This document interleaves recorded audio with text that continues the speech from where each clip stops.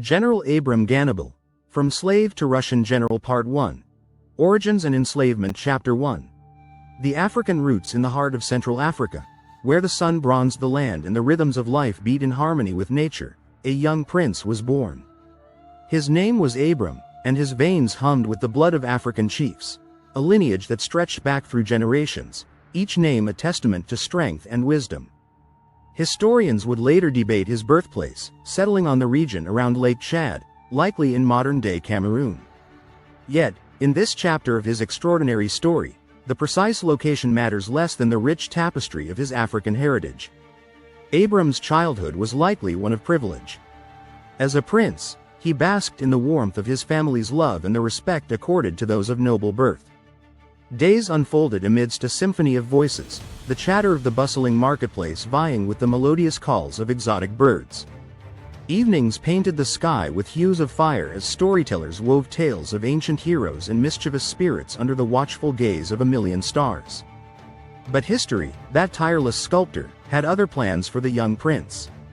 The tendrils of the transatlantic slave trade, that monstrous engine of human misery, extended its grasp into Central Africa. Rival tribes, their swords fueled by greed and foreign demand, descended upon Abram's homeland. The clash of steel shattered the tranquil rhythm of life, painting the idyllic landscape with the crimson hues of conflict. Little is known about the precise circumstances of Abram's capture. He was but a child, perhaps around 7 or 8 years old. Perhaps he was seized during a raid, the smoke of burning huts choking the air with a taste of fear and despair. Or, perhaps he was betrayed, the sting of deception as harsh as any wound inflicted by an enemy's blade. Regardless, his royal blood offered no sanctuary. The slave traders saw only a commodity, a source of profit far removed from their own shores. Thus began the first chapter of Abram's metamorphosis, a wrenching transformation from prince to captive. Forced to abandon the familiar melodies and comforting aromas of his childhood home, he was herded into the unforgiving bowels of a slave ship. Amidst a sea of bewildered faces and terror-stricken eyes, Abram discovered an unyielding spirit forged in the crucible of despair. This ember of resilience, however small, would become the bedrock of his extraordinary survival. Themes and motifs: Gannibal clash of cultures. The vibrant colors of Abram's African childhood are juxtaposed with the brutality of the slave trade, highlighting the stark contrast between his noble upbringing and the grim reality of captivity. Gannibal loss of innocence. Abram's violent abduction marks the shattering of his youthful naivety, symbolizing the destructive forces that reshape his destiny. Gannibal unyielding spirit. Even in the face of unimaginable horror, the seeds of Abram's resilience are hinted at, setting the stage for his remarkable journey of survival and adaptation. Historical context. Scholarly debate surrounds Abram Gannibal's origins, raising valuable questions for a deeper exploration. One captivating theory, supported by evidence in the novel, Peter the Great's Negro, by his great-grandson Alexander Pushkin, posits that Abram hailed from the Principality of Logon, now in modern-day Cameroon. Delving into the historical context of the region helps contextualize the forces that led to Abram's enslavement as part of a devastatingly prolific slave trade at the time. Chapter 2. Captivity and separation. The slave ship groaned beneath the weight of its human cargo, its timbers a mournful soundtrack to a symphony of misery. Abram, stripped of his name and the vestiges of his princely status, clung to life with the tenacity of a drowning man. Weeks blurred into an agonizing ordeal marked by the stench of sweat, vomit, and despair. The merciless sun beat down upon the cramped, suffocating hold, each gasp of fetid air a battle won. Disease stalked the captive ranks, turning robust bodies into withered husks and extinguishing the light from too many eyes. Amidst the relentless horror, Abram found fragments of solace. An old man, his hair streaked with silver and his face etched with the wisdom of 100 hardships, took Abram under his wing. With gentle hands and a voice weathered by time, he shared what meager food he had, whispered ancient prayers of comfort, and taught Abram the rudiments of the grueling journey that lay ahead. This unlikely bond was a lifeline, a reminder that kindness could blossom even in the bleakest of landscapes. Yet, hope was a fragile commodity, as easily shattered as seashells beneath the heel of a careless sailor. One fevered night, the old man's labored breathing ceased, succumbing to an invisible enemy that ravaged the hold. Abram wept silent tears that rolled down his dust-caked cheeks and mingled with the salty crust of the ship's decaying planks. The loss was a fresh wound, a reminder of the precarious nature of survival and the ever-present specter of death that shadowed his every move. Time lost its meaning in the stifling belly of the ship. Then, finally, the sailors' cries announced a change, the promise of land. Blinded by the harsh light of day after countless weeks spent in darkness, Abram was dragged topside. He found himself on a bustling shore, the air thick with unfamiliar scents and the clamor of a foreign tongue. Constantinople, the crossroads of empires, a bewildering labyrinth of cobblestone streets, soaring minarets, and raucous market stalls. The slave market was a spectacle of dehumanization. Abram and his fellow captives were stripped bare, prodded, and appraised like livestock. Fear gnawed at his insides as he witnessed families torn asunder, their cries echoing with a desperation his young heart knew all too well. Yet, even in the depths of despair, fate played its capricious hand. Amidst the throngs of potential buyers, a figure emerged, an emissary of the powerful Russian Tsar Peter the Great. This unassuming man, likely the Tsar's representative Sava Ragozinsky, saw beyond Abram's ragged exterior.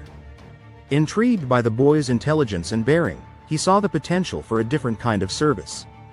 Abram's heart hammered against his ribs, a staccato rhythm of fear and a flicker of impossible hope. This might be a chance, however slim, to escape the grim monotony of back-breaking labor that awaited most enslaved Africans. Little could he have foreseen the extraordinary twists and turns that fate had in store. Themes and motifs: Gannibal dehumanization. Abram is reduced from a prince to a mere commodity, highlighting the brutality and injustice of the slave trade. Gannibal resilience in adversity. Despite the relentless hardship, Abram finds solace and clings to life, demonstrating the enduring strength of the human spirit. Gannibal loss and grief. The death of the old man confronts Abram with the harsh realities of his situation and the fragility of human connection. Gannibal, the fickleness of fate. The unexpected interest from Peter the Great's emissary introduces a glimmer of possibility amidst the bleakness. Narrative voice. The narrative here is sympathetic to Abram, taking on an almost first-person perspective for certain moments to convey the depth of his despair and resilience. Chapter 3. Journey to a new world. The shackles binding Abram's wrists cut into his flesh, each clanking step a painful reminder of his fallen status. His journey from the shores of Constantinople to the distant heart of the Russian Empire was as grueling as it was transformative. Gone were the familiar contours and comforting rhythms of his African homeland. Ahead lay a vast, uncharted land veiled in mystery and the bitter promise of a frigid northern winter. Traversing vast swaths of the Ottoman Empire by caravan, Abram endured the scornful stares and muttered insults hurled at him by those who saw only the darkness of his skin. The world seemed to shrink, his existence measured in the distance between meager campsites and the roughshod way stations that punctuated the endless trek. Hunger was a constant companion, gnawing at his insides with unrelenting persistence. Sleep offered little respite. Exhausted slumber was plagued by haunting images: the burning ruins of his village, the anguished faces of his family vanishing into the distance, the leering eyes of the slave traders. Waking brought little solace. Each new day was simply a different shade of the same grueling reality. Yet, a spark of determination flickered within Abram's soul. He recalled the old man who had shared his wisdom during the darkest hours of the sea voyage. The man's words now echoed with greater clarity: "Find strength in knowledge, my boy. A sharp mind can cut through chains you cannot see." With newfound resolve, Abram turned his attention to the world around him.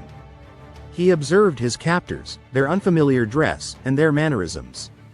He listened intently to the cacophony of languages swirling around him: the guttural tones of Turkish, the melodic lilt of Greek, and snatches of 100 other tongues, each a testament to the vastness of the world he had been thrust into.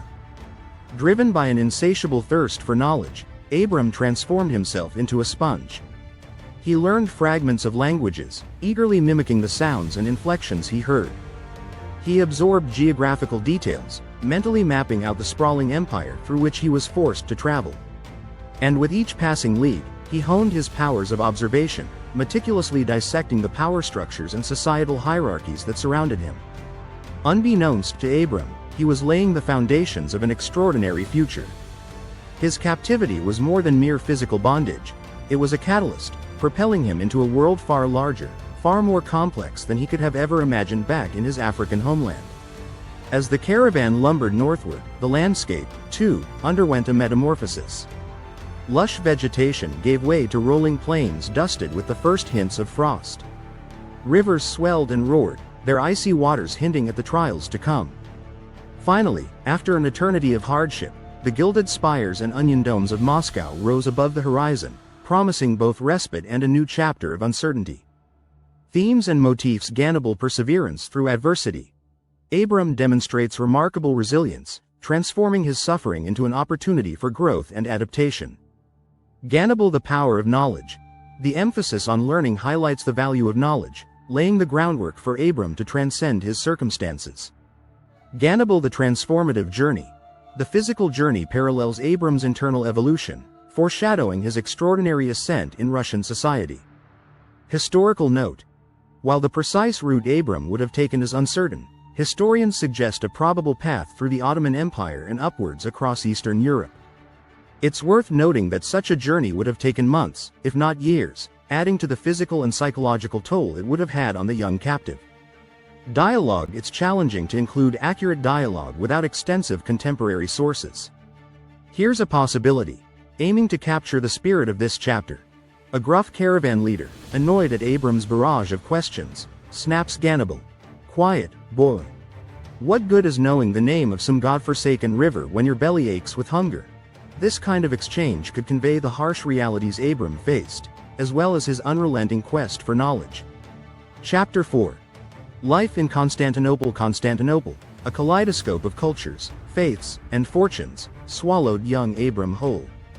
Thrust from the desolation of his forced journey into the relentless thrum of the sprawling imperial capital, he was but a single, insignificant speck amidst a sea of humanity.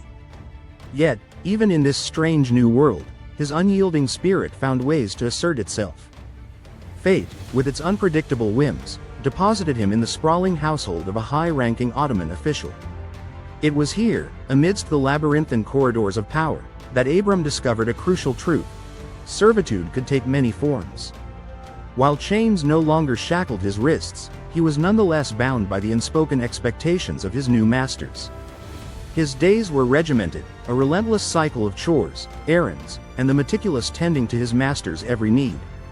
He learned the art of servitude, of anticipating desires before they were uttered, of moving silently and unobtrusively amidst the luxurious trappings of wealth and privilege. The sting of his stolen freedom throbbed like a phantom limb, reminding him of the invisible chains that still held him captive. Yet, even here, Abram found fertile ground for his insatiable thirst for knowledge. The Ottoman official's grand residence bustled with visitors, erudite diplomats, shrewd merchants, and seasoned military men, their conversations a heady symphony of political intrigue, economic maneuvering, and philosophical musings. Abram lingered in the shadows, unseen and disregarded by those deep in discourse, absorbing their words like water in a parched desert. He found himself drawn to the household library, a treasure trove of ancient scrolls, richly illuminated manuscripts, and texts covering an astonishing array of subjects. While forbidden from fully indulging in this scholarly haven, Abram found ways to snatch precious moments. He traced the unfamiliar scripts with his fingers, memorizing their shapes and patterns, and painstakingly sounding out syllables. Glimmers of genuine affection began to pierce the harsh reality of his circumstances. The official's youngest wife, a woman with a streak of rebellious kindness in her eyes, noticed the spark of intelligence within the enslaved boy. In hushed tones and under the cloak of secrecy, she shared with him the rudiments of the Turkish language, unlocking a new world of written expression. News of Peter the Great's emissary in search of bright, young African slaves to educate in Russia reached the household. Abram, ever attuned to the currents of opportunity, seized the moment.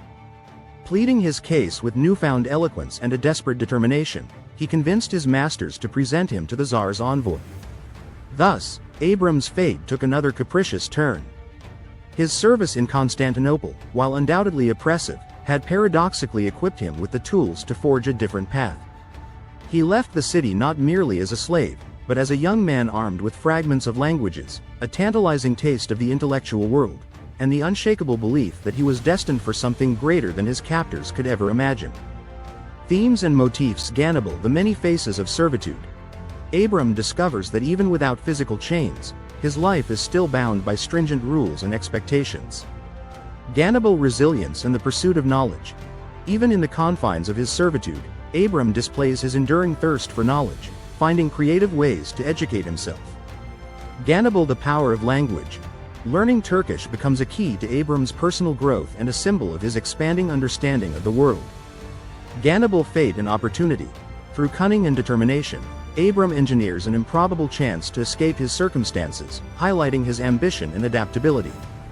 Narrative notes: while primary sources offering a glimpse into Abram's life in Constantinople are limited, his later ability to speak and read Turkish suggests he spent a significant amount of time within the Ottoman Empire. His service in the household of a powerful official could be a plausible fictionalization, fitting with the later trajectory of his life. Part 2. Arrival in Russia. Chapter 5. Gift to the Tsar. The audience chamber was a dazzling spectacle, a testament to the raw power and opulent tastes of the Russian Tsar. Gold shimmered from every ornate surface, catching the light from 1,000 flickering candles. Sumptuous carpets muffled the footfalls of courtiers clad in finery that could make a peacock blush. A constant hum of hushed whispers echoed in the vaulted chamber. From his kneeling position, newly baptized under the name Abraham Petrovich, young Abram risked a furtive glance upwards, towards the figure that dominated the room. Peter the Great. The man was an imposing presence, not merely due to physical stature, though the tales of his towering height were true enough. It was the intensity in his eyes, the aura of restless energy that emanated from him, that set him apart. Peter the Great was a force of nature, a whirlwind.